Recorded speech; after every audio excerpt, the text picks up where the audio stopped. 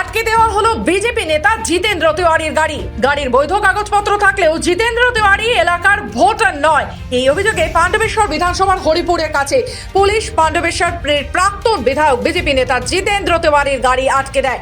এই নিয়ে পুলিশের সাথে জিতেন্দ্র তিওয়ারির কথা কাটাকাটি শুরু হয়। তিনি ঢুকবেনই পাল্টা দাবি করেন। তার দাবি পুলিশ তৃণমূলের দলদাস। পাণ্ডবেশ্বরে জিতেন্দ্র তিওয়ারিকে বাধা পুলিশের, পাল্টা হুঁশিয়ারি জিতেন্দ্রর। আজ রাস্তায় আটকানো হয়েছে তৃণমূলকে সুবিধা পাইয়ে দেওয়ার জন্য আটকে দিচ্ছেন ওনারা, যাতে আমি পাণ্ডবেশ্বরে মুভমেন্ট করলে তৃণমূল কংগ্রেস লুট করতে অসুবিধা হবে, আমাদের কর্মীদেরকে চমকাচ্ছে ধমকাচ্ছে, ভোটারদেরকে ভয় দেখাচ্ছে, সেটা তো অসুবিধা হবে। সেই জন্য আটকে দিচ্ছি। পারমিশন আছে, হরিপুর মোড়ের কাছে জিতেন্দ্র তিওয়ারির গাড়ি আটকে দেওয়ার সাথে সাথে গোটা রাস্তা কার্যত যানজটে শুরু হয়।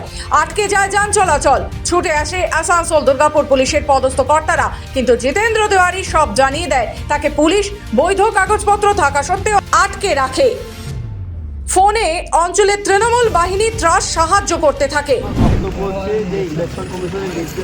আপনি আমার গাড়ি পারমিশন থাকলে গাড়ি ঘুরতে পারবে, তো গাড়ি ব্যক্তি পারমিশন থাকতে হবে। আমি বলি হতে হবে। এটা কিন্তু হয় যে শুধুই ঘুরবে আর গাড়ি কেউ থাকবে। ঠিক আছে, আপনি এক সাইড থেকে চিত্র খেলাতে পারলেন। 3 ঘন্টা রাস্তায় দাঁড়িয়ে থাকার পর অবশেষে পুলিশের চাপে আসানসোল ফিরে গেলেন বিজেপি নেতা জিতেন্দ্র তিওয়ারি।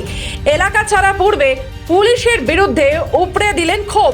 এছাড়াও ঘটনাস্থলে উপস্থিত ম্যাজিস্ট্রেটের বিরুদ্ধে ব্যবস্থা নেওয়ার হুঁশিয়ারি দিলেন। এবং পাণ্ডবেশ্বর লুট হচ্ছে, এই লুটের দায় দায়িত্ব পুলিশকে নিতে হবে। পুলিশ যারা লুটেরা, যারা ভোট লুট করছে, তাদেরকে সাপোর্ট করছে, তাদেরকে সুবিধা পাইয়ে দেওয়ার জন্য এই অন্যায় কাজ করছে। এবং পাণ্ডবেশ্বরে যা কিছু ঘটছে আজ, তার দায় দায়িত্ব পুলিশকে নিতে হবে। আমরা যেহেতু ডিউটিফুল সিটিজেন, আমরা এমন কোনো কাজ করতে চাই না যে কারণে আজকে ভোট বাধিত হোক। স্বাভাবিকভাবেই আমরা এখন ব্যাক করে যাচ্ছি, কিন্তু সংশ্লিষ্ট জায়গায় যে পুলিশ আধিকারিকরা আজকে আমাদের আটকালে তাদের বিরুদ্ধে আমরা কমপ্লেন করব। পাণ্ডবেশ্বর থেকে সুকান্ত রিপোর্ট, খবর বাংলা।